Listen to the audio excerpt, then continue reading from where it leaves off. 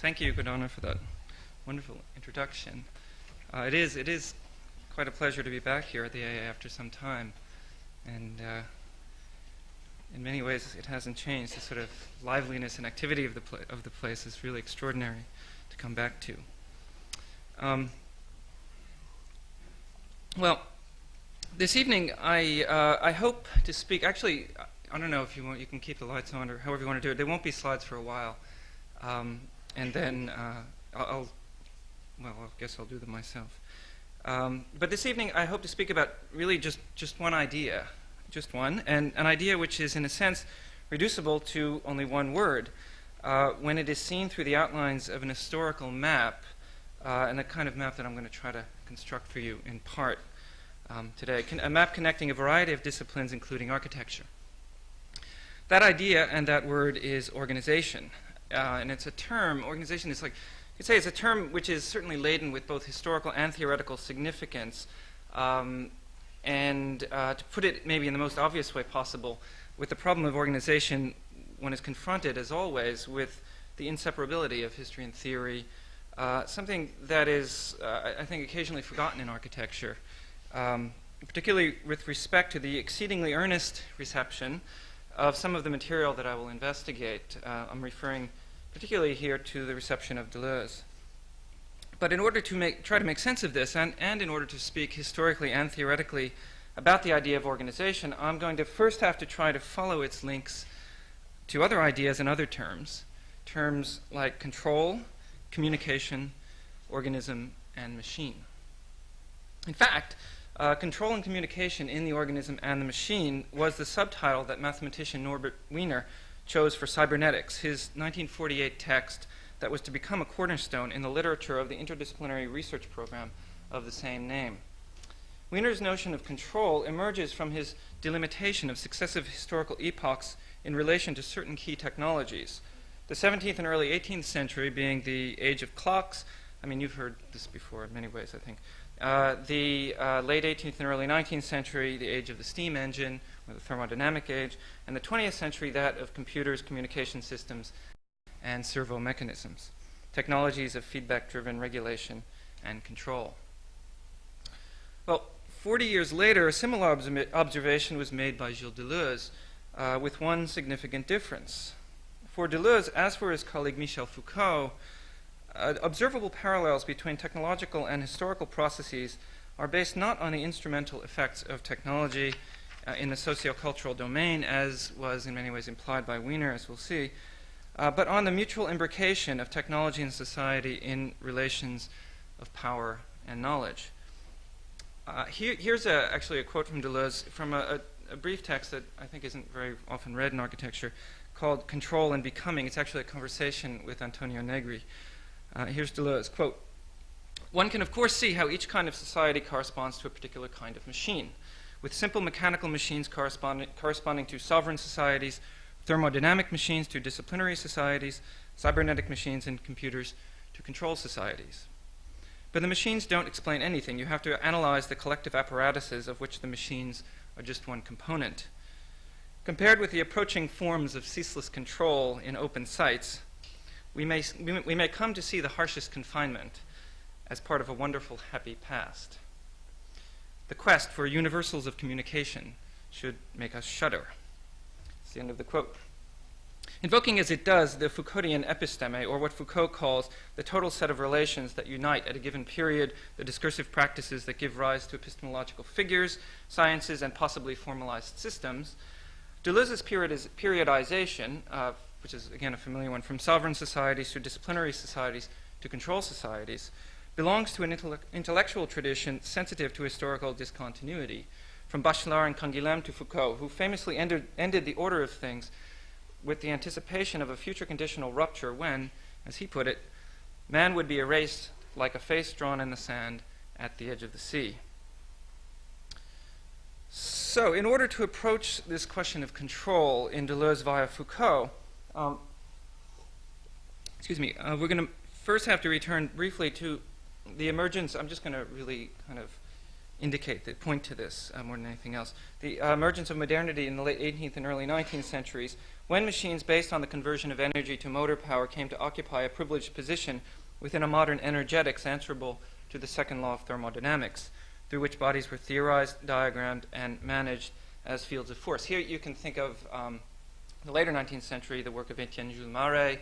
I'm going to show you a little bit of that in a while. You can also think, if you're familiar with Michel Serres' analysis of Turner in relation to thermodynamics. There's a wonderful article by Serres on that.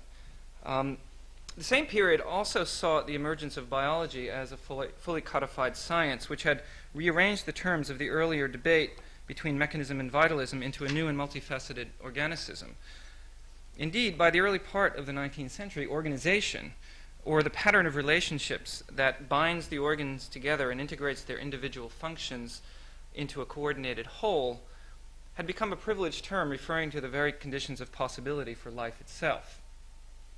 The organized integration of structure and function within the organism subsequently came to include both its external environment, or milieu, this is referring to the work of Auguste Comte, as well as the space between the organs inside the body itself.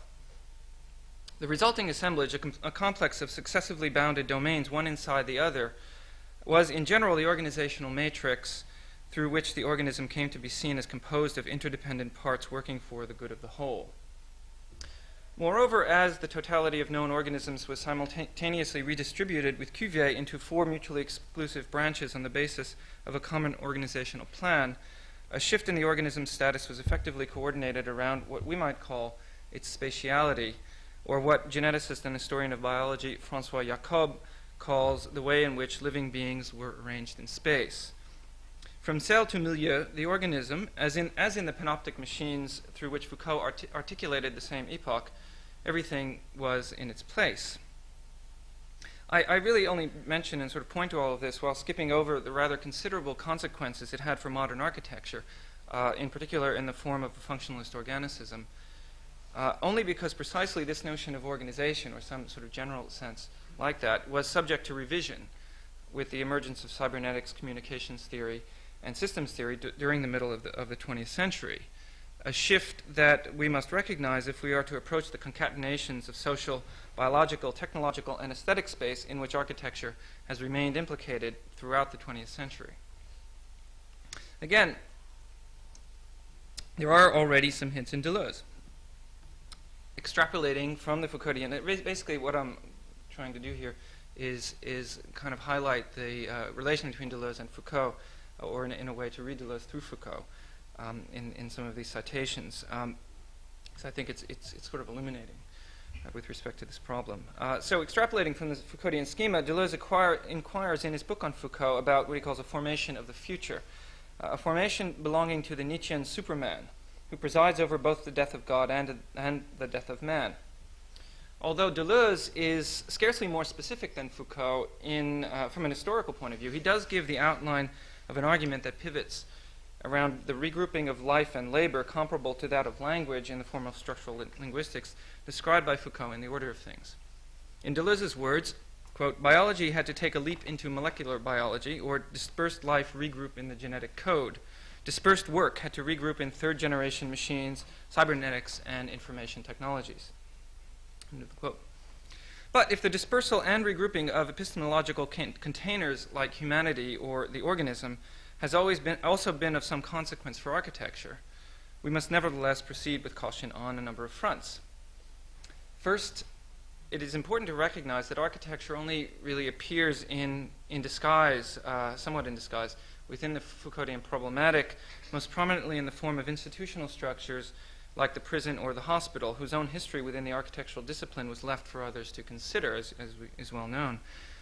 Secondly, we are confronted at every turn with the totalizing tendencies of such formulations as the control society, the sense of this sort of universal shift, and its difficult cousin, the episteme, as well as with the question of their epistemological scope and their applicability to aesthetic discourses.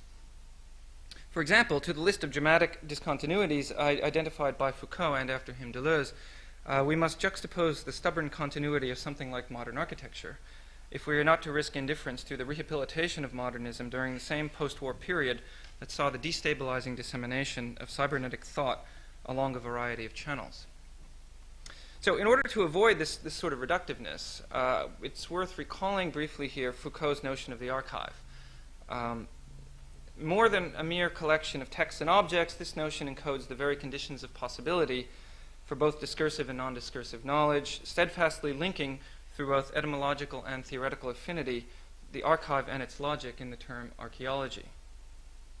As is well known, questions of space frequently enter Foucault's own archive, such as when in his 1960, I mean, this can go on, but in his 1967 presentation to the Architectural Studies Circle in Paris, he traces the history of Western space from a medieval concept of localization, or a system of hierarchically interconnected places, to a Galilean notion of infinite extensibility, to what he calls emplacement, which is, in his words, defined by relations of proximity between points or elements. In formal terms, these can be described as series, trees, and lattices. That's a quotation from Foucault. Why I'm kind of quoting this here is because by the mid-1960s, spatial terms like lattice and tree were irrevocably identified with the informational networks of cybernetic research and communications theory. So perhaps self-consciously, Foucault is using an historically specific notion of the network to characterize the spatiality of the very epoch and thus epistemic formation from within which he himself is writing. And this is, of course, kind of bigger question about the notion of the episteme. How does one deal with the conditions under which one writes oneself? With this in mind, I want to refer briefly here to the work of German media theorist Friedrich Kittler, who borrows the term in a book of the same name. He borrows the term discourse network from the lucidly paranoid Daniel Paul Schreber and refunctions it to designate what he calls the network of technologies and institutions that allow a given culture to select, store, and process relevant data. In doing so, Kittler points to an outer limit in the Foucauldian archaeology, which he argues is unprepared to confront the historicity of the very communications networks, which by the end of the 19th century had effectively rewritten the rules of the archive of modernity to include other forms of data storage and transmission than the written texts literally read by Foucault in his research. So Kittler sort of identifies a kind of disjunction between Foucault's theory, essentially, and his practice, that he basically concentrates on written texts from an archival point of view. So what you get in Kittler is a discourse analytics in which the communications network itself becomes inseparable archivally from the cultural material, which is, in Kittler's case, literature, under analysis. So, and considered from the point of view of the spatiality of the network, already identified by Foucault as constitutive of an emergent epistemic formation, a question which doesn't really enter into Kittler's own purview, we are thus forced to ask whether architecture, too, might reconsider its archive. And this is the point for invoking all of this, to try to make a case for reframing the kind of context in which we understand architecture archivally. In fact, when dealing with the so-called Second Industrial Revolution of information and communication systems, whose origins, according to cyberneticist Norbert Weiner, lay in the gradual replacement of mechanical forms of transmission by electrical and later electronic means, we cannot help but recognize that we are dealing with a situation in which the communications network is simultaneously a medium and an object of discourse, a network through which there emerges a theory of networks. I'm going to try to show how that's the case. But returning to the control society for a moment, it is therefore not surprising that Deleuze distinguishes control from the techniques of spatial confinement characteristic of disciplinary regimes on the basis of a network-like spatiality. And here's another quotation from Deleuze from a small text called Postscript on the Societies of Control, which is, again, in many ways, I think, overlooked in the architectural reception of Deleuze, despite its sort of direct engagement with technology and spatiality. It was, in fact, translated in October magazine in 1992, so it's been around a while. Okay, here's the quote. Confinements are molds, different moldings, while controls are modulation, which we can say something like the modulation of signals. Like a self-transmuting molding, continually changing from one moment to the next, or like a sieve whose mesh varies from one point to another. End of quote. But if we are to suspect further that along with cybernetic machines, certain architectural techniques might also belong to the modulated structure of Deleuzian control, we must first ask, in what way does a cybernetic regime modify the organicist integration of components in a space ranging in depth from interior to exterior, inherited from 19th century biology, and constitutive in some sense of the modern episteme? And how reflexively do we confront the history and theory of communications networks from within the logic of those same networks which, unlike the confined, molded institutional spaces of disciplines like architecture, are systems of modulation with no absolute inside or outside, interminably open sites where we perpetually traverse domains outside of architecture, as it were, domains like cybernetics, in which we appear to have no business operating in the first place? Are we not, in this supposedly post-disciplinary epoch, in a situation where the discipline from which we operate has become itself merely a modulation of interconnected networks and knowledge banks? Well, it seems to me that the only way to approach these questions is to enter the archive, but not, in this case, the official archive of the architectural profession, but rather a more dispersed archive, linking architecture to an emergent spatiality of communications networks, an archive itself composed of linkages, relays, diversions, and holes, uncontained and perhaps uncontainable within the purview of any given discipline, such as architecture. What emerges under these conditions is a space formed under the sign of a longed-for communicative transparency between agents and between systems of knowledge and subject at both levels to the pathogen called interference that threatens all networks. It's a space populated by operatives working publicly and behind the scenes to ensure that that channels between knowledge banks remain open. One such operative was, in fact, cyberneticist Norbert Weiner, and it is with his collected papers that we can begin. So we're going to sort of dive into the Wiener archive, in fact, here just for a moment. In a letter dated March 28, 1951, a young Herbert Marshall McLuhan, yes, that's Marshall McLuhan, introduced himself to Wiener by declaring that, quote, "As a friend and student of Siegfried Giedion's, I have paid special attention to your cybernetics and the human use of human beings," end of quote, which are two of Wiener's most widely read books, Cybernetics and the Human Use of Human Beings.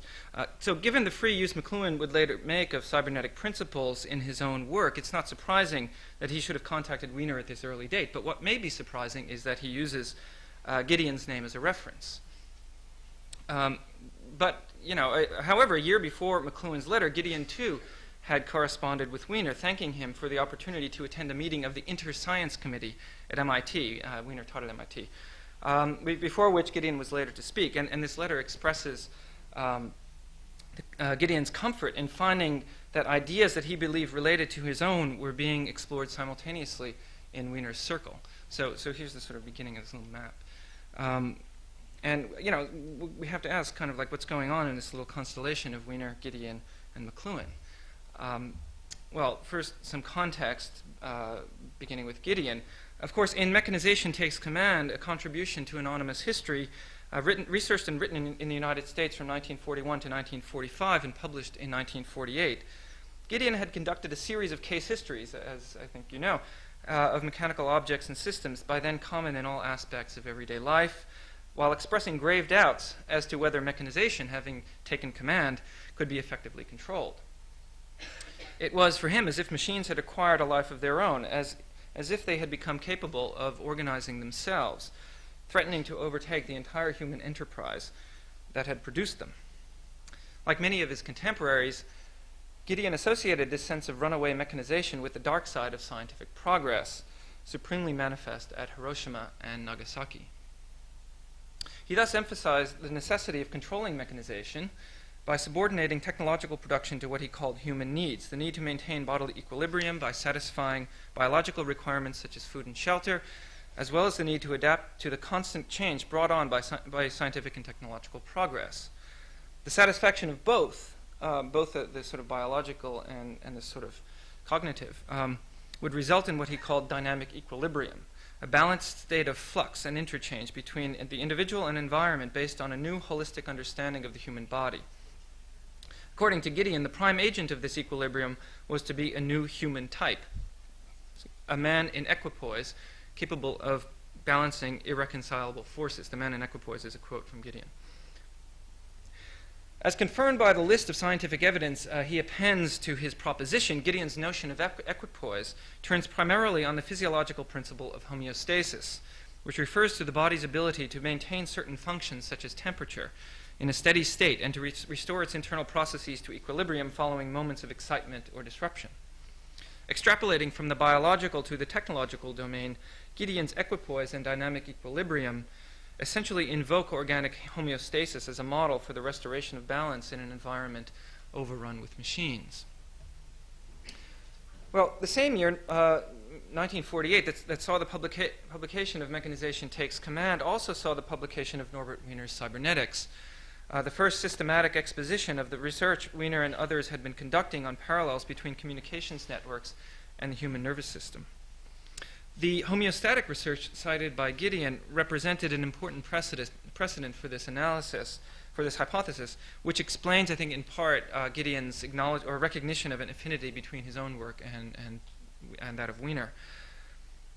Cybernetics, the book and the sort of research program, took its title from Kybernetes, the Greek term for steersman, which is also the root for governor, a term used to describe devices that regulate the performance of machines, like the governor of a steam engine. Extending concepts originating in 19th century thermodynamics into systems of information measurement and management, Wiener defined information in relation to its opposite, entropy.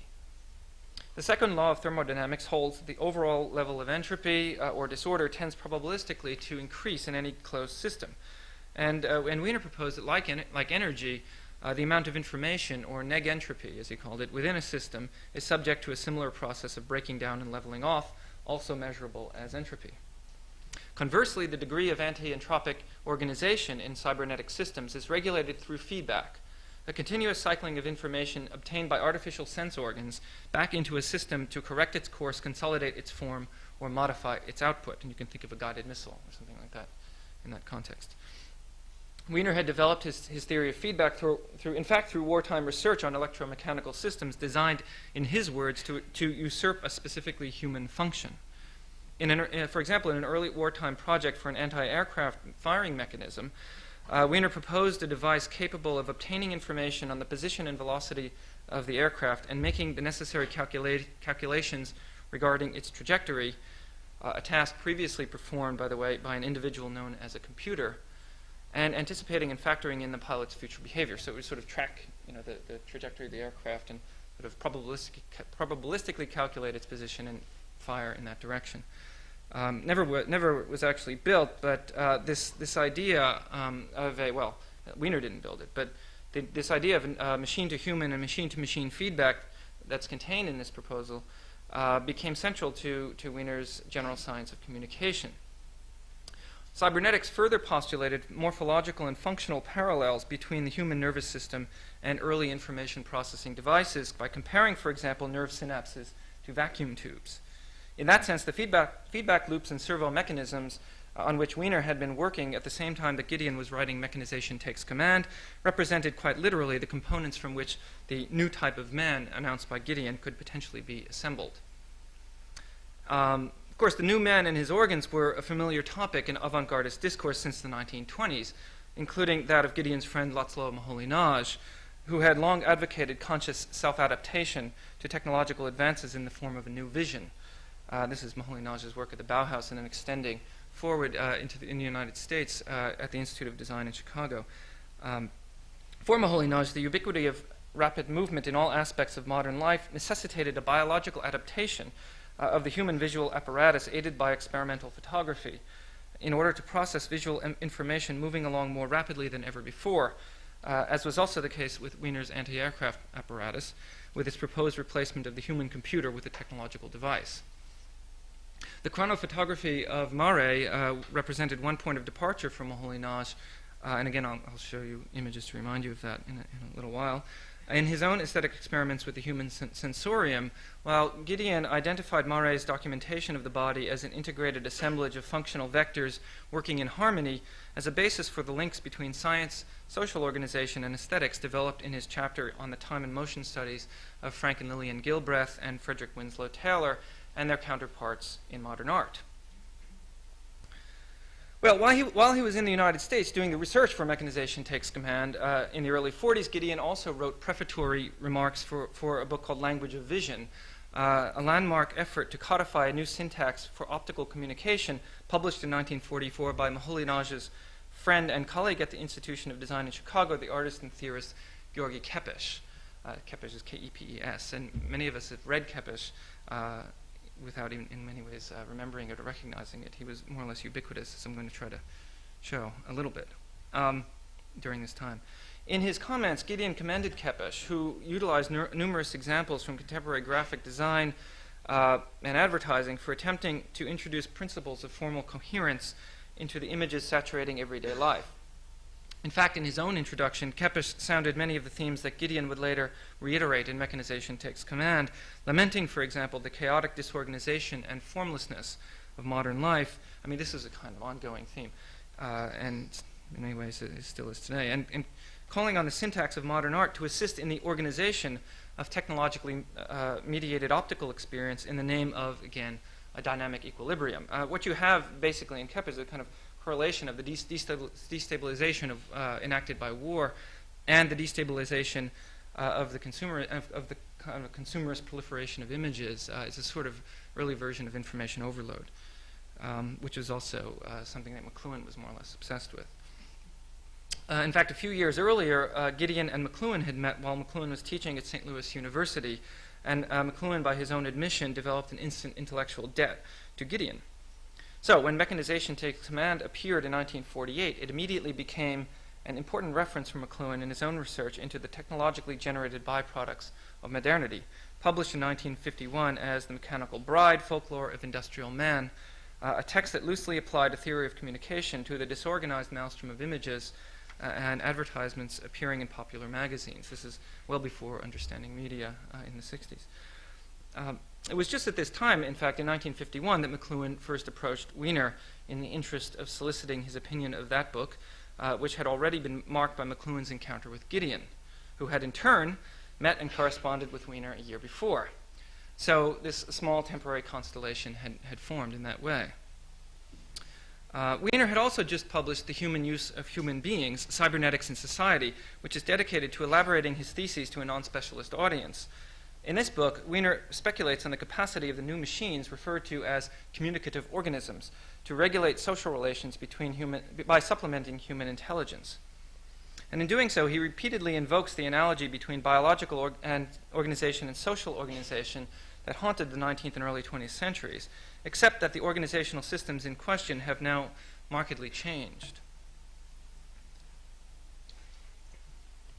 Discussing what he calls communicative behavior, Wiener argues that a community of ants is characterized by rigid proto-fascistic social organization. And the ant is a kind of recurrent figure, as many of you may know, in a sort of checkered history of cybernetics and behaviorism, in fact. So Wiener suggests that the ant's lack of a respiratory system limits it to a certain size, beyond which it would be unable to function with any degree of efficiency, and illustrates this concept or this constraint with a comparison between a cottage and a skyscraper. Where a cottage requires no specialized ventilation system, a skyscraper, with its rooms within rooms, is only habitable if equipped with a sophisticated means of circulating and exchanging air, in other words, a respiratory system. Same goes for the nervous system. Furthermore, Wiener argues that it is not the size of the basic components that counts, but their organization, which determines the absolute size of an organism's nervous system, its upper limit of growth and index of social advancement.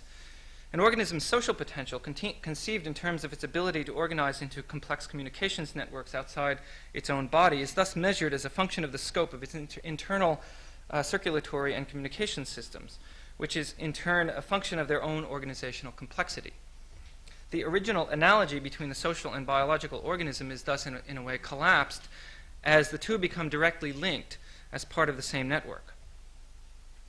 And despite the somewhat, I think, misleading architectural comparison, the organism's depth, its sort of interiority, has actually by now been flattened out, as the distribution of the body's organs or compartments, like the rooms within rooms of a skyscraper, becomes a function of the networks that service and regulate them. a geometric logic of compartmentalization is subsumed into a topology of connection. And the decisive organizational factor is no longer the vertical subordination of parts to whole, but rather the degree to which the connections permit, regulate, and respond to informational flows in all directions. This is one sense in which, in a technologically mediated social environment, machines capable of performing such regulatory functions began to assume a human character. According to Wiener, if the ant's ability to learn and the relative perfection of its performance from birth make it comparable to a kind of pre-programmed computer, the human being is comparable to an informational system able to learn and thus adapt to its environment based on feedback. In Wiener's words, theoretically, if we could build a machine whose mechanical structure duplicated human physiology, then we could have a machine whose intellectual capacities would duplicate those of human beings. Well, in a chapter called Organization as Message, Wiener goes on to identify homeostatically maintained organizational patterns as the basis of organized life. Here's a quote from Wiener. "We are but whirlpools in a river of ever-flowing water. We are not stuff that abides, but patterns that perpetuate themselves. A pattern is a message and may be transported as a message." Well, what really differentiates this cybernetic notion of the organism from its 19th century predecessors, though, is not so much the idea of the pattern as such, which still bears traces of Cuvier's organizational plan, nor the flux of matter passing incessantly through this pattern, but rather the pattern's newly acquired status as message. For Wiener, the physical body is not only nothing but pattern, it is also a pattern that can be transported, in theory, over telephone lines. To illustrate this, uncannily, he chooses the example of a hypothetical European architect designing a building in the United States. So you can try this out. The presence of teletypewriters and ultrafax, this is kind of early fax machine, make it unnecessary for the architect to physically travel overseas to supervise the construction. As Wiener puts it, the bodily transmission of the architect and his documents may be replaced very effectively by the message transmission of communications which do not entail the moving of a particle of matter from one end of the line to the other. So architecture somehow is embedded in the middle of all this. This illustration serves only really as a prelude for speculation on the telephonic transmissibility of the human body itself as an organizational pattern, speculation that Wiener readily admits contains heavy doses of fantasy, but nevertheless sets a defining limit for his version of the organism as information system. This is, of course, the kind of prehistory of Star Trek. Inscribed into these speculations is a fundamentally altered notion of embodiment, grounded now in patterned integrity rather than spatial extension. The body as communicative organism was for Wiener to be understood as a vortex of data whose integrity is maintained homeostatically by virtue of its linkages to communications networks. Well, this reduction of the body's organizational logics to message also bears traces of a reflexivity in the form of feedback related to what I tried to say earlier about the control society. Since if the organism is fundamentally pattern, like the architect's design in Wiener's example, the instantiation and maintenance of this pattern depends not only on the availability of raw materials, but on the pre-existence of a material substrate of communication systems like the ultrafax and the telephone lines. To the extent that in Wiener's scenario, all bodies are a function of their internal communication systems, which are in turn connected up into social and technological networks to which they respond through feedback, then the outer limits of the organism begin to expand even further than they did in the 19th century organism environment assemblage. The terms interior and exterior ultimately become inadequate since each point in the network is engaged in a two-way relationship with every other point in what Deleuze calls a modulation. This system, as well as any point within it, is reflexive in that it is self-regulating and not merely in reciprocity with an external environment, having already incorporated the environment into itself through feedback. The self is constituted through the exchange of organizational patterns circulating across the network, while the network itself that supports the circulation is constituted reflexively through those very patterns. There is no outside here. Well, arriving at this point, we can return briefly to Foucault's comments before the Architectural Studies Circle in 1967, where, having identified the new spatiality he calls emplacement, he takes up a cybernetic idiom. So here's Foucault. We are aware of the importance of problems of emplacement in contemporary engineering. The storage of information or of the partial results of a calculation in the memory of a machine, the circulation of discrete elements with a random output, such as, quite simply, automobiles, or in fact the tones on a telephone line, the identification of tagged or coded elements in an ensemble that is either distributed haphazardly or sorted in a univocal classification or sorted according to a plurivocal classification, and so on. As with Wiener, Foucault does not differentiate between the circulation of physical bodies like automobiles and the movement of information like the tones on a telephone line. Both are submitted to a regime of coding that tracks and manages their movements through pulsating infrastructural networks. This reduction of the organic domain to a problem of coding also renders the boundary separating organisms and machines increasingly permeable. In describing the human organism as a node in an information system, cybernetics does not distinguish between human-to-human and human-to-machine communications, while also raising the possibility that humans could be left out of the loop altogether, a new version of the paranoid fantasy of machines dominating humans alluded to elsewhere by both McLuhan and Wiener. Moreover, cybernetics becomes the basis for renewed comparisons between organic bodies and social structures, in which technologically mediated social relations exist under the shadow of the pathological tendency towards entropy. But cybernetics does not merely offer one more instance of a correlation between machines and the societies in which they exist. Despite its occasionally humanistic overtones, it actively theorizes the dissolution of the human organism's humanity by linking up bodies, machines, and societies into one vast network at the very moment that the very existence of humanity itself is being threatened by its own scientific and technological prowess. This is, of course, the nuclear age. This link-up of organism-machine socius is so radically destabilizing that it becomes almost inevitable that organization will be called in to integrate the entire assemblage into a self-regulating totality and restore its homeostatic organicity. The force of this organizational imperative leaves little room for an alternate and more volatile body, for which Deleuze had another name. And here's Deleuze, again in a quotation from another text on Foucault. Deleuze: "If I call it the body without organs, it's because it is opposed to all the strata of organization, those of the organism, but also the organization of power. It is the totality of the organizations of the body that will break apart the field or the plane of immanence and impose another type of plane on desire, in each case stratifying the body without organs." What is more, for Wiener as for Giedion, both writing in the context of the Cold War and the arms race, not only had mechanization taken command, but it had become a matter of appealing to science for a defense against itself and the weapons it had produced. For Wiener, distinctions between what he called machines of metal and machines of flesh, and those machines of flesh and blood, which are bureaus and vast laboratories and armies and corporations, were irrelevant.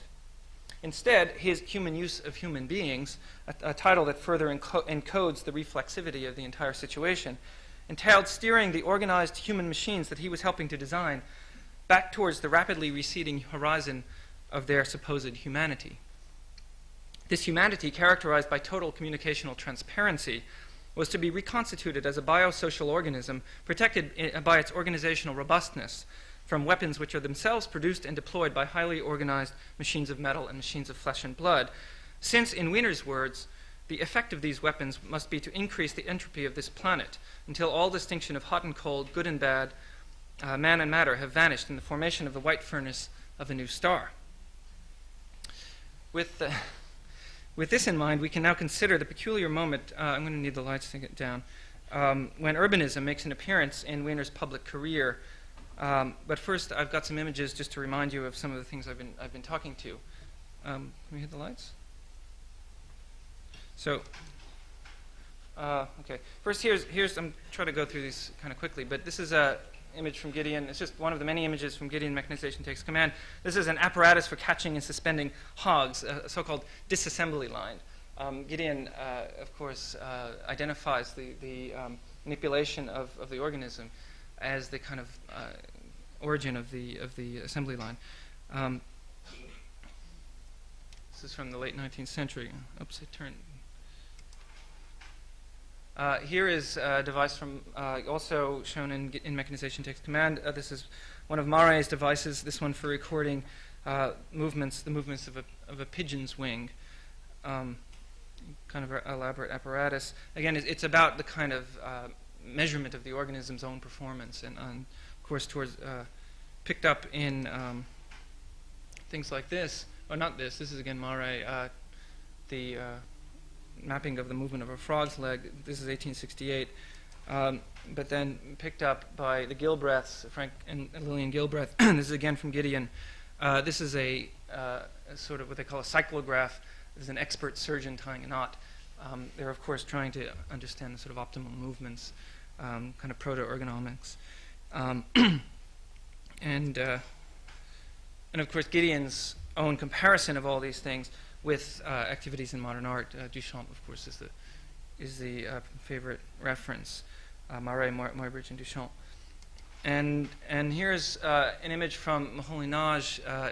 This is actually a photograph by Herbert Matter from Moholy-Nagy's book published posthumously in 1947 called Vision in Motion. And you can think of this as this is the kind of sense of equipoise that Giedion is trying to invoke at the same time. And these are some of the diagrams sort of from Kepes's Language of Vision, 1944, ideas about organizing the visual field in another kind of dynamic equilibrium, of course picked up from modern art, and a linguistic version of the same thing, spatial organization. So that's just, sort of quick tour through some of the images associated with the ideas I've been speaking about. But here we are in 1950, December 18th, 1950 to be exact, when in an issue of Life magazine, an article appeared under this title, How U.S. Cities Can Prepare for Atomic War, outlining a proposal by Norbert Weiner and two of his colleagues at MIT, political theorist Karl Deutsch and philosopher of science Giorgio de Santillana, for the decentralization of urban infrastructures as a defensive measure against the chaotic aftermath of a nuclear strike. They argued that the panic and chaos caused by the breakdown of transportation and communication lines was potentially far more devastating than the direct effects of the explosion itself, and called for the construction of exurban life belts or infrastructural networks in radial patterns around every American city. I mean, this is basically an urbanism of traffic management. But what this is they're showing the eastern and western seaboard in the United States, and these are the sort of nodes in the infrastructure and the transportation systems. And they're arguing for basically a kind of redundancy. They're making the case that this is the kind of before image of it, and if the bomb hits it, the whole system's out, that whole node is out, and then you make a sort of redundant network, you surround the thing, and that's a sort of defensive mechanism, since wherever the bomb hits, it's not going to knock out the whole network. And this is important for a number of reasons. Here's the overall scene of the thing before and after, and that's sort of perspective of the project. But these networks were designed to control and direct the flow of traffic outward towards safe areas at the urban periphery during the hours immediately following a nuclear detonation aimed at the concentration of people, goods, and services in the city centers, while also providing bypass routes for major railroads and highways. Wiener was the primary author of the plan, which appeared just after the human use of human beings and represented a strategic deployment of the organizational principles contained in that book. In fact, in a draft version of the plan's explanatory text, written partly in Wiener's hand, the following declaration is made. Quote, "We have conceived the city as a net of communications and of traffic. The danger of blocked communication in a city is subject to emergency conditions is analogous to the danger of blocked communications in the human body." Thus, for Wiener, just as a skyscraper is a more developed organism than a cottage, and humans are socially more advanced, in principle at least, than ants, so was this proposed city to be understood as a giant communicative organism, an extension of the human nervous system in the name of what Giedion would have called equipoise, reaching outward in order to maintain equilibrium and overcome the entropic effects of traffic jams and communications breakdowns by providing multiple redundant pathways. And what I want to suggest is that what the plan's authors called defense by communications is also, I think, what distinguishes this project's schematic urbanism from other post-war civil defense planning strategies advocating decentralization. I mean, it's well known that the United States basically produced the suburbs during this time, but there's a kind of, I think, constitutive difference here between this and some of these other projects. As Wiener's revised notion of entropy indicates, the focus was not on the direct effects produced by the expenditure of energy in a nuclear detonation.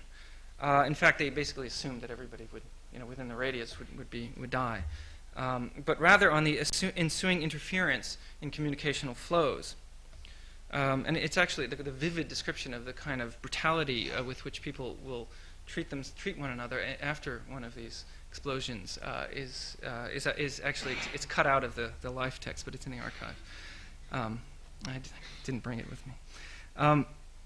Anyway, so proposals like Ralph Lapp's diagrams, this is physicist Ralph Lapp's diagrams for linear or satellite cities, defend against the thermodynamic effects of the bomb. These are more strictly ideas for decentralization, so you kind of disperse the quantity of goods and products, or as industries and so on, in various forms. That was the rod-like city. This is the satellite city. This is the donut city. And it's a little counterintuitive with the airport in the middle. But anyway, Lapp was a physicist. He was one of those physicists in the United States that became very active after the kind of emergence of atomic weaponry. Was associated with the Bulletin for Atomic Scientists and sort of activist scientists. We can say also that diagrams like this, which is from Ludwig Hilbersheimer, Nature of Cities, 1955, also defends, it shows that the geographic extent of here, you can see that, of the blast itself, and then because they had discovered fallout by this time, now they have the wind direction, and it goes that way. But it's really still in many ways it's still like energetic, and really has nothing to do with the control of the information and communications and transportation systems after the thing. This is just like we should spread out our cities so they can there could be represent smaller targets. Well, the proposal made by Wiener and his colleagues, I'm going to show you a couple more things. This is another idea about centralization. This is another diagram from Lapp, New York City, and then of course a before and after from Wall Street before and after the bomb. Again, it's all about the destruction of material things energetically. So the proposal made by Wiener and his colleagues defends against the breakdown of the information and transportation systems regulating the city's equilibrium, as I've said. And there's Norbert Weiner himself from the article. For Wiener, the nuclear arms race was also the very figure of a science out of control, a runaway technological juggernaut riding a wave of mistrust and deceit. Like many scientists, Wiener was shocked by Hiroshima, after which he actively resisted involvement in military projects. Though somewhat fatalistic about the complicity of science in domination, Wiener continued to insist that science utilize its own knowledge and techniques to regulate itself and the society in which it existed, having even anticipated in the human use of human beings the possibility of a cybernetic state apparatus. Here's Wiener.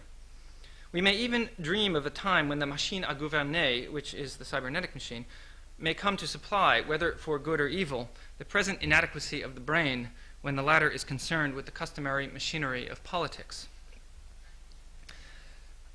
But there also existed a much more familiar marker for the realignment of power within the state apparatus in the United States following the technological, logistic, and economic rupture of the Second World War. When, on January 17, 1961, in his farewell speech to the American people, President Dwight D. Eisenhower warned against the unwarranted influence and potential for misplaced power, those are his words, of the conjunction of an immense military establishment and a large arms industry, he became the first in a long line of theorists of what he called the military-industrial complex. Well, the irony of these remarks is not confined to Eisenhower's biography as both an agent and a symptom of the very forces he identifies, beginning perhaps with his early support for a National Science Foundation that would formalize the close ties developed between science, business, and the military during the war. What's more significant is the manner in which institutions, technology, and power come together in Eisenhower's formulation. Eisenhower's admonition implies a relation wherein power works instrumentally in the interest of a shadowy elite operating outside the parameters of everyday civil society. It's a kind of conspiracy theory. But as has been demonstrated by the extensive scholarship, both pro and con, that has arisen on the topic, the membership of the military-industrial complex is, if anything, characterized by a certain brazen visibility. Not only was it Eisenhower's own Secretary of Defense and former General Motors executive, Charles E. Wilson, who had flatly declared that what was good for General Motors was good for the country. Even more, the corporations vying for defense contracts during the 1950s and the various government agencies distributing them relied heavily on public relations to construct the sense of self-evident necessity that legitimized their very existence. What the instrumentality of this formulation conceals is a mutation in which cross-disciplinary knowledge banks and inter-institutional transmission systems existing exactly between institutions like the military and the corporation, became the locus and the test site for the new forms of socio-political regulation that Deleuze calls control. In that sense, Eisenhower's spectacularization of the military-industrial complex serves to obscure rather than reveal the relevant power-knowledge dynamic by invoking a perversely reassuring terminology of central command.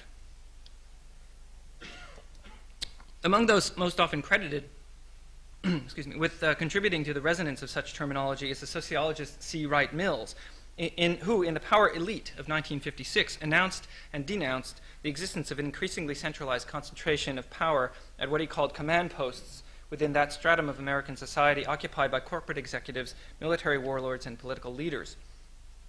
One of Mills's harshest critics was fellow sociologist Talcott Parsons, whose neo-Weberian studies of integrated organizational systems had by 1960 absorbed the cybernetic lexicon, positing such categories as the communicative complex saturated with feedback and noise. But it was Karl Deutsch, Wiener's collaborator on the LIFE project, the project that I just showed you, who perhaps most explicitly extended cybernetic principles into a theory of sociopolitical regulation. In a book called The Nerves of Government, Models of Political Communication and Control, published in 1963, Deutsch gives the outlines of a political theory based on what he calls a limited structural correspondence between a cybernetic command-control nexus and political communication, proposing a state steered by the nerves of the body politic rather than governed by muscular power relations. Situating his proposition amongst other sociological models, he compares it to transforming the static ideal types of Max Weber into what he calls relatively full-fledged models of communication and control, or to adding search criteria in the form of, quote, particular patterns of goal-seeking and goal-setting, self-steering, and feedback to the structural functional approach of Parsons. Furthermore, Deutsch explicitly extends the cybernetic organicism of Parsons into a theory of political power. For Deutsch, power as force becomes a mere currency flowing through the system, with what he calls control regulating the rates and direction of these flows, in the name of the organic integration of society's communicational needs. In this way, a cybernetic notion of decentralized power as control, naturalized through the organism, became the linchpin of a basically liberal, if technocratic, program of diagnosing and correcting societal imbalances through an organizational dynamics. But significantly, the totalizing imperatives of organization and the attendant project of optimizing performativity through a feedback-based responsiveness remained untouched. Here it's also worth remembering that Jean-François Lyotard embeds his critique of performativity and totalization in the postmodern condition with a critique of the systems approach of Talcott Parsons. So we're never very far here from the theoretical implications of the historical map I'm trying to lay out. In that sense, as an externalization of the homeostatic apparatus of the human nervous system, a kind of giant prosthetic that ultimately wants to dissolve the body politic into a command-control nexus, the anti-nuclear city appearing in life not only corresponds to the state apparatus foreseen by Wiener and Deutsch, both Wiener and Deutsch, it also represents an early development of cybernetic spatial techniques in the control society. Indeed, by the time the project was published in 1950, the actually existing state apparatus in the United States was already conditioned by the networks organizing the military-industrial complex to be named by Eisenhower a decade later. For example, in September of 1949, the Soviet Union, to the surprise of the American military establishment, tested its first nuclear device, and by 1950, there was rumor that the Soviets had overtaken the United States in the arms race. Concerned that its preemptive policy of prompt use of nuclear weapons would be ineffective against a strengthened enemy, the United States began at the same time to explore early warning defense options.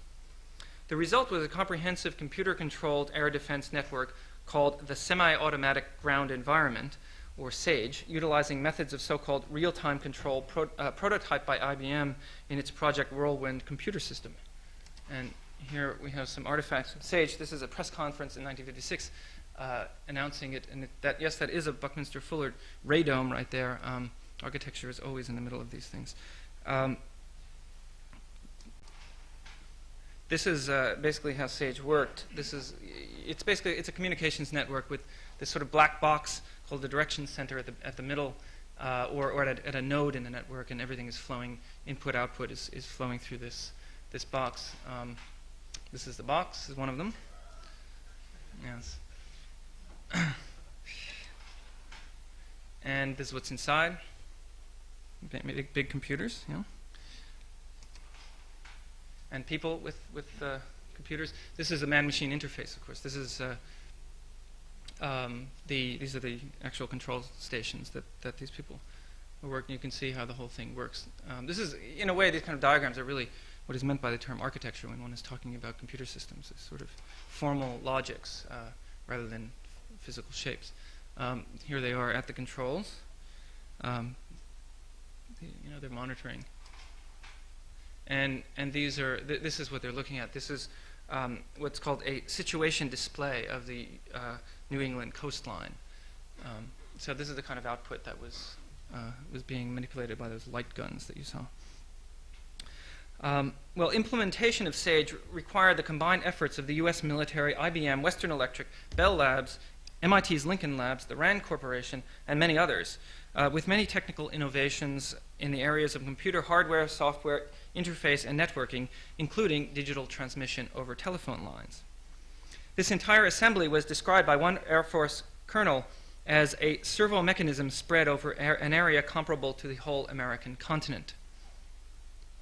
In that sense, the infrastructure of weapons systems like SAGE materialized many of the key components in the communications networks theoretically necessary for Wiener to realize the full organizational potential of cybernetics. Conversely, Wiener's own defense by communications proposal and any architectural or urban proposition utilizing similar techniques must also be counted among these weapon systems at two levels.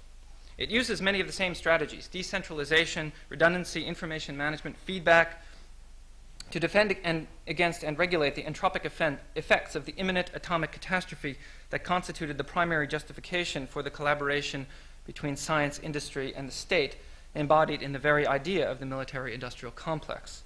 But in a kind of cybernetic feedback loop, it also uses scientific concepts developed in the laboratories and testing grounds of the complex to defend against science itself.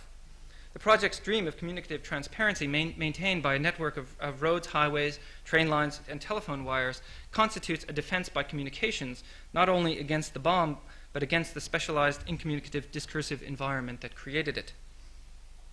So, while Wiener himself was often skeptical about the possibility of applying cybernetic principles in other domains, especially the so-called human sciences, his urban design project, with its socio-political overtones, is nevertheless representative of large-scale efforts on the part of cyberneticists to forge an interdisciplinary research program designed to overcome the isolating effects, the isolating loss of perspective they attributed to such highly specialized realms like atomic science. The dream of communicative transparency, in fact, presided over nearly all of cybernetics' early adventures, including its institutionalization as an interdisciplinary science in the conferences sponsored by the Josiah Macy Jr. Foundation that were held regularly between 1946 and 1956 and attended by leading representatives of diverse fields, including such luminaries as Wiener, anthropologist Margaret Mead, ethnologist Gregory Bateson, sociologist Paul Lazarsfeld, who was briefly associated with the Frankfurt School in the United States, mathematician John von Neumann, linguist Roman Jakobson, and others. As always, of course, architects and theorists of architecture were noticeably unwilling to be left out of such enterprises. Writing to Wiener in early 1954, Richard Neutra lines up behind the others, declaring himself a grateful reader and owner of your two books. That same year, Neutra publishes Survival Through Design, his own guide to the nuclear age, of which he sends Wiener a copy, and in which he cites both Wiener and the earlier research on homeostasis cited by Giedion. In 1956, a text by Neutra entitled Inner and Outer Landscape then appears in a volume called The New Landscape in Art and Science, edited with commentary by Kepes, in which Neutra announces that the continuity between microcosm and macrocosm, celebrated by Kepes in his compilation of scientific images, reaches right into our, this is Neutra, right into our own innermost physiology, the processes within our skin, within our organism, our nervous system, and must be served by a designer who switches on currents and cross currents which continuously flow through the individual, the group, the physical surroundings. So that's Neutra's sort of cybernetic lingo. Well, this is what this book was about. This is an exhibition organized by Kepes and MIT in '51, the New Landscape in Art and Science, of scientific images, patterns basically, that he would later associate with other practices. This is, for example, a series of modulations in the chapter on the module with sculpture by Max Bill, a chronophotograph. I think this is Edgerton. No, it's not Edgerton. And some other images there. And then some architecture, including Saarinen and the Eames and Catalano. The same volume includes text by Giedion and by Walter Gropius, with Giedion again deploring the chaos and lack of coordination in modern life, Gropius adopting Giedion's terms, equipoise and dynamic equilibrium, to call on architecture as a means of reorienting the bewildered post-war subject, and Kepes quoting from transcripts of the Macy conferences, Macy Cybernetics conferences in his commentary. A couple more images. This is an image from the New Landscape book of a cathode ray oscilloscope display of a problem being solved by a digital computer. So you can think about the same kind of images that are coming out of the weapon systems. This is another one. This is another image of a computer computing. The New Landscape in Art and Science also included a text by Norbert Weiner entitled Pure Patterns in a Natural World, a brief reflection on the mathematical elegance of the patterns embodied in a number of the photographs published by Kepes, where Wiener insists that, this is Wiener, the significance of the processes of breakdown is great not only in physics, but even in the study of sociological processes. And these are some of the images around the Wiener article. Basically, Kepes sent him these images, and he was supposed to sort of respond to them and kind of tell them he got them wrong in some cases, identify them. But these, I mean, the whole book is it's kind of an amazing collection of scientific imagery.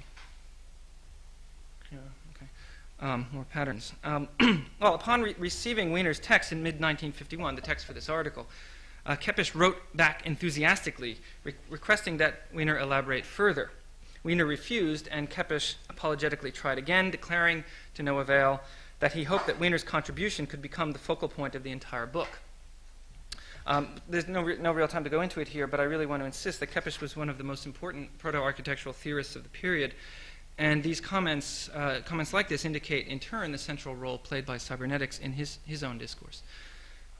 But although Kepes was unsuccessful in extracting from Wiener any further elaboration on the correlation of aesthetic form or patterns and resistance to social entropy, the infrastructure of the military-industrial complex around which the entire discussion was coiled makes a pointed appearance in aesthetic discourse here when Kepes compares the human sensorium navigating through feedback to intelligent weaponry. And here's a quote from Kepes.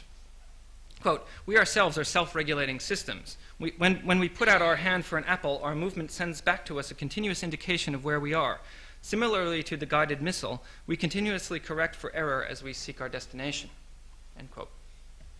So Kepes saw the New Landscape made visible by scientific imaging as a communicative topography made up of relational patterns whose naturally occurring equilibrium could be incorporated into art and architecture by using the images themselves as a kind of feedback mechanism within the guided missile of the human sensorium.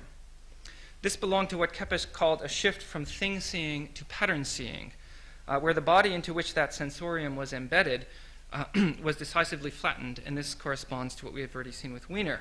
What was once a thing in space, an organism made up of carefully arranged functional organs, had become a communications network linked to other networks in all directions, a pattern.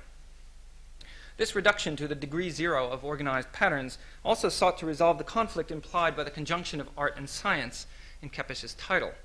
If Foucault succeeded in extending the epistemological hypotheses of historians of science like Canguilhem and Bachelard into multiple aspects of human endeavor, including the production of man in the human sciences, aesthetic questions, to a certain extent, still seem to resist formulation in epistemic terms so rooted in scientific discourse. But here's Kepes seeking to unify art and science on the common ground of control and communications. It is precisely a new, aesthetically advanced bioinformatic, socio-technical organism that he wants to build, with the help of architecture, through his stunning compilation of patterns. You can think of these like the plans going across the communications network theorized by Wiener, architectural plans. What Wiener called pure patterns in a natural world are revealed to art by science, only to be fed back into science by art, with architecture acting as one of the many media enabling the exchange. The informatic reduction on which the entire process depends is, in the long run, essentially the reduction of all biological, technological, and aesthetic input and output to patterns of ones and zeros. It is also constitutive of what we might call the organisational complex, or the discursive formation from which both the techno-militarism of control systems and antidotes to that militarism, including both technological propositions like Wiener's and aesthetic propositions like Kepes's, for regulating its entropic effects, sprung during the 1950s and 1960s. What remains for us to study, then, is the vast pattern network of networks left behind by this complex, an open site, to use Deleuze's term, where scientific knowledge and aesthetic strategies constantly change places in an epistemological blur. Periodically, each node in the network contributes its own modulation to the organization of control, such as when the American Telephone and Telegraph Corporation, it's AT&T, proved itself a duly accomplished theorist of anti-entropic techniques by using the occasion of its 1958 annual report to echo Wiener's doctrine of defense by communications. There's AT&T's annual report. With what the company called building communications for a strong defense, it revealed a strategy where new telephone, this is a quote from the text, new telephone routes bypass critical areas to ensure that essential nationwide communication will be maintained in case of disaster. End of quote. A diagram on the cover, this diagram here, showed telephone lines being routed around major cities. It's basically the same idea of redundancy. So that, as they say, if these cities are destroyed, communications can bypass them. The basis of this strategy was made clear 3 years later by a manifesto circulated in another annual report, and annual reports are almost always manifestos, also entitled Communications for a Strong Defense, which declared ominously that in communications, defense of the nation comes first. Here is confirmed Deleuze's assertion that the quest for universals of communication, and we might add here communicative organisms, should make us shudder. The much advertised resilience and scope of the so-called Bell system is mobilized as a guarantee that the lines would be kept open in the face of all imaginable forms of interference, nuclear or otherwise. Thank you.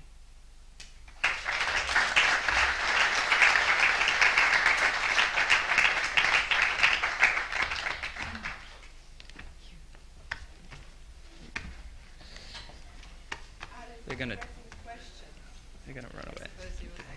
I'll answer if they want to ask. But as I said, there will be a follow-up. there is a question. Okay. Question. No. It's okay. Yeah. Go ahead. I was expecting to hear the name of Golden Pass. Yeah. Well, of course. Right. The AA. Yeah. Sure.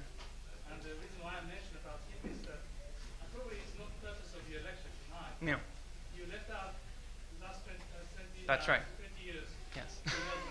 I left out a lot. Yeah. Which is the second law of cybernetics. Right. Within which That's right. observer cannot separate from the system. Right. And Yeah. if you can formulate why you actually omitted that part of it.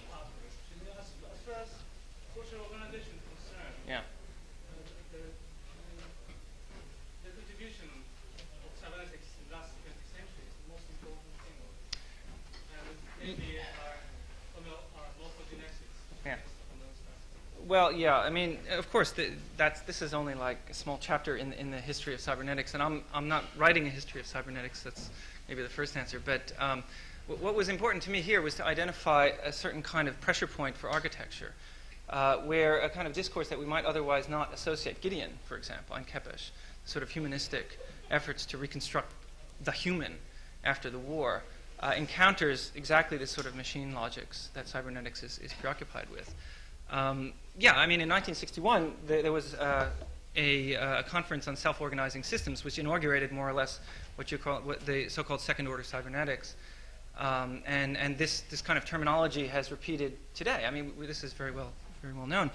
It might be interesting to think that one of the first people to use the term self-organization, which we might substitute here with something like self-control, in architecture was Christopher Alexander in Notes on the Synthesis of Form, which is exactly a book about morphogenesis. But you know, I mean, to me, it's actually quite important to constrain the historical analysis, not to kind of tell a kind of super narrative about this, precisely to understand what might be at stake. And this one little kind of almost very small moment where these things come together, particularly with respect to the so-called military-industrial complex, which is always there. I mean, it's always in the background. So, yeah.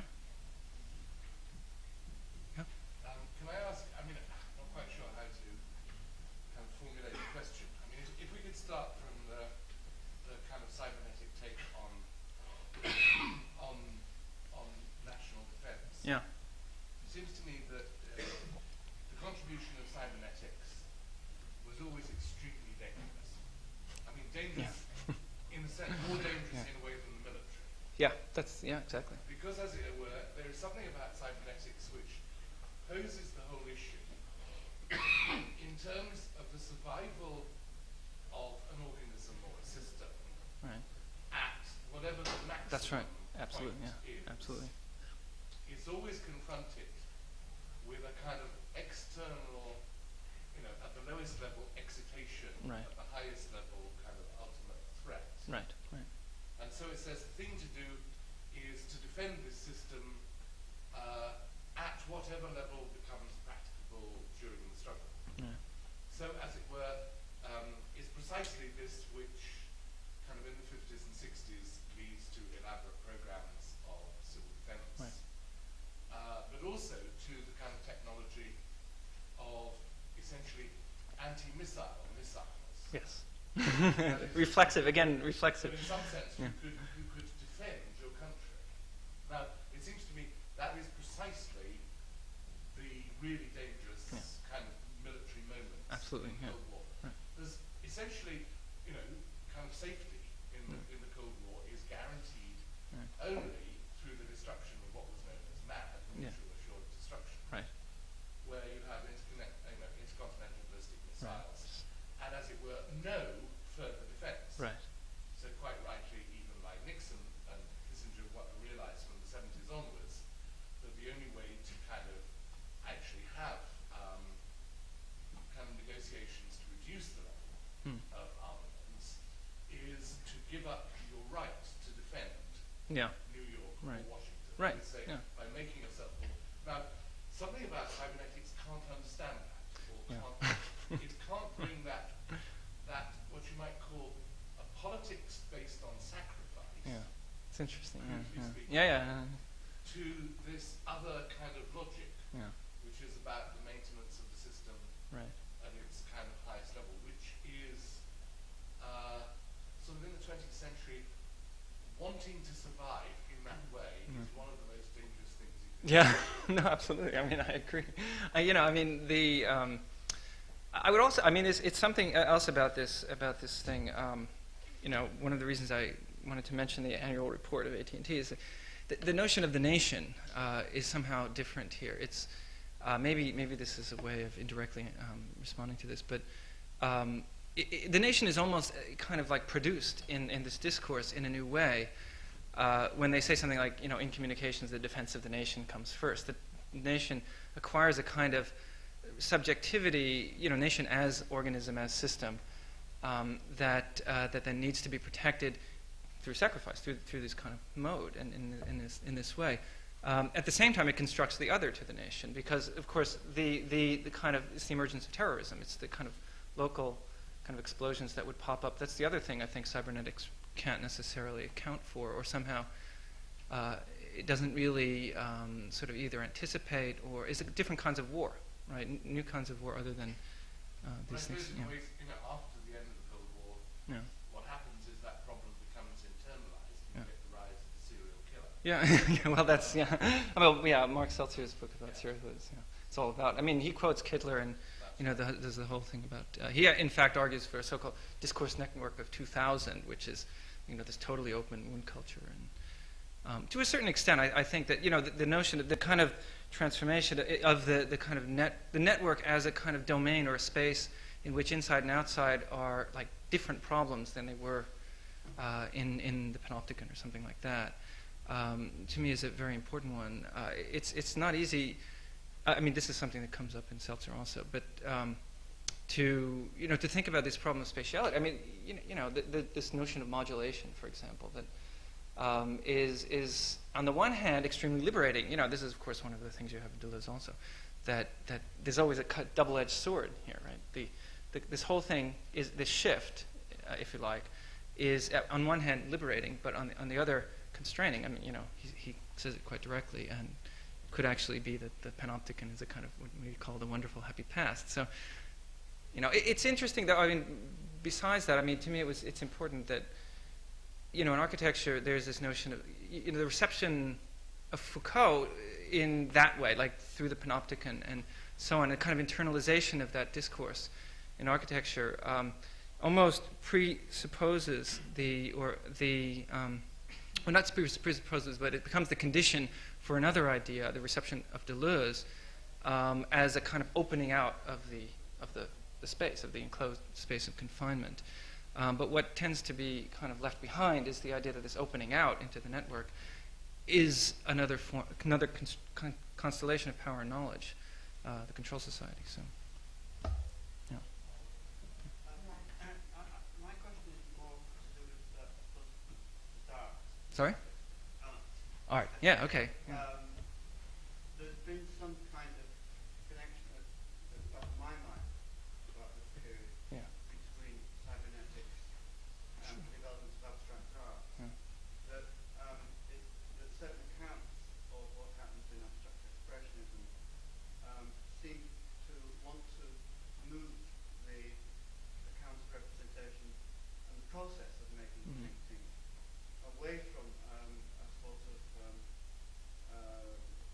a metaphysical idée fixe or something with proprietary work, like Emergence of Modernity, something that evolves in feedback from its own production. Right. And Namuth's painting, The film of Pollock yeah. painting, sort of seems to sort of take a role in this, and it continues through into what we say Robert Morris, who's expressly evolved. Yeah, in fact, as does Smithson. Smithson's reaction to abstract expressionism utilizes cybernetic ideas. I'm also thinking about, let's say, Tom Greenberg's account of fatness and Faulkner, Yeah, where it's a kind of homeostatic model possibly. of Yeah. painting and text. But one thing that I would insist on here is that the Greenbergian notion of autonomy is pretty kind of helpless against this sort of a situation where any kind of self-contained space, like with its own rules, tends to, it's sort of a desperate effort to protect itself maybe against all this sort of onslaught of different kinds of flows and networks kind of operating in all directions. So, maybe it's sort of yes and no. Another one is Ad Reinhardt, who was actively, there's really a whole map that one can construct of a discourse that people like Kepes were involved in publications like, there's one called Transformations that came out for just a few issues in the 50s, which had Reinhardt's amazing cartoons and things in there, and there was Fuller, and there was Giedion, and Kepes, and Radowski, and people, all sorts of people. So the notion of the containment of the discipline, that was the one thing that I would say that maybe Greenberg is more defensive than anything else. Can I have one more question? Sure. You mentioned about this relevancy towards architecture practice, and that's the reason why you omitted the second part. No, I didn't say. Yeah. What's the reason against it? No, I'm not making an argument about architectural practice.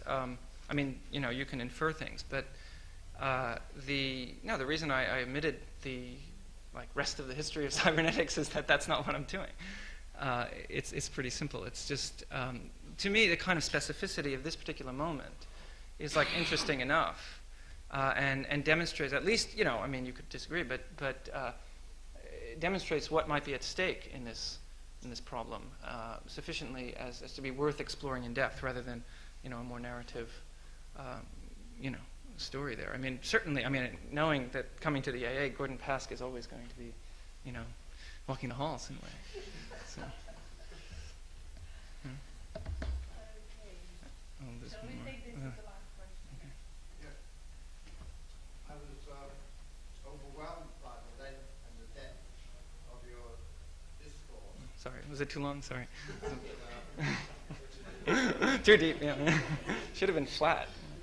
Staggered by what you covered, Yeah. and I must confess to only understanding certain fragments and being excited by fragments that I recognize, by some of the connections that I made between some fragments.